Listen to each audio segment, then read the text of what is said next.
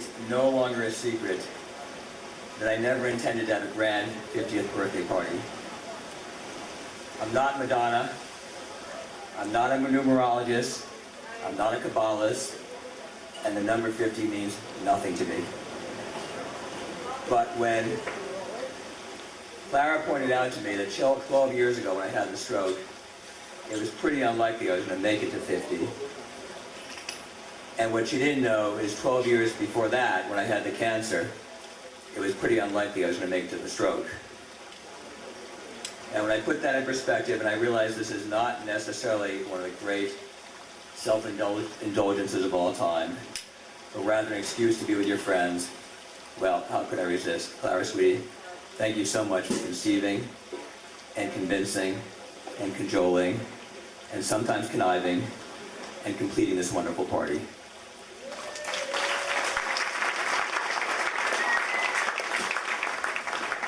I too am blown away by how far people have come for this party. But unlike Clara, I had a slightly different reaction. They were twofold. When I saw the guest list 2 weeks ago, my first reaction is, it is amazing how far people will come for a free meal. My second reaction, though, is more thoughtful and more arithmetic. I started to do the numbers as I'm apt to do. I figured out how much it costs to travel here, how much it costs to stay at the discount hotels here. I started to hear about new dresses, facials, manicures, pedicures.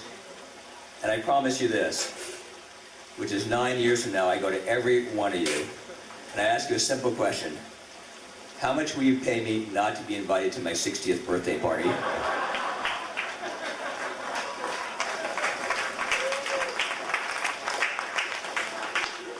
But in fairness, to be serious, the people that mean the most to me have not come from so far. They come from nearby. I think first, obviously, my parents, my mom and my dad. I remember when my dad turned 50. I was 17 years old, just about Danny's age. I didn't think a lot about his birthday party then.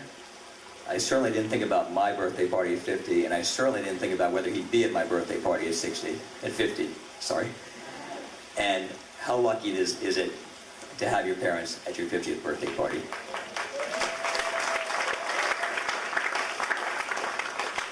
I thank my brother Larry. I remember vaguely what it's like to travel with young children. Very vaguely, very painfully. Larry, thank you for being here. I can't believe you brought your young children, but thank you so much for coming. It was fantastic. Of course, I'm most grateful for my children, Samuel, Daniel, and Cara. So many memories. In case of Samuel, it's amazing, as you can see, how he's always thought so far ahead.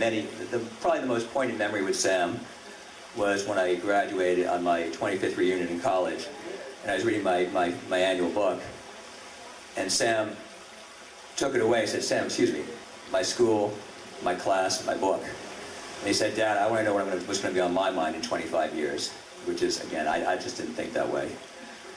In the case of Daniel, I hate to say this, but you're the one who has made me good at business, because you're the one who has taught me to think out of the box and taught me to be creative and not take anything for granted. So, Danny, thank you very much. And Cara, my little daughter Cara, who has taught me by word, by action, and by deed over her entire life that she may be my daughter, but she's never been little. Thank you, Cara, sweetie. I'm grateful that Nate is here. My first life partner, who has worked so hard for 20 years and toiling and melding me so that I might be barely tolerable to my second life partner, Clara. Thank you, Nate.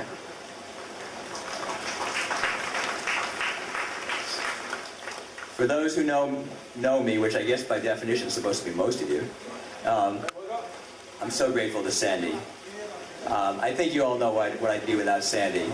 I think you all know that were I to die tomorrow, the emails would keep coming. The meetings would be set, the memos would be written, and yes, Rich, the fees would be billed, don't worry. But my thanks are not to Sandy, who I thank every day of my life, but to her wonderful husband, Michael, who has agreed to share her with me every day of his life. Thank you, Michael. And finally, of course, I thank my dear friend Ajmal. Now, I gotta tell you, I'm getting a little bit of a bum rap, because I can assure you that if Ajmal were not so gracious, this party would not have been at my house. And in fact, I had booked the Boy Scout camp up in Alpine, New Jersey. And I had this vision, this spiritual vision of all of us sitting around, snow falling, parkas, singing Kumbaya.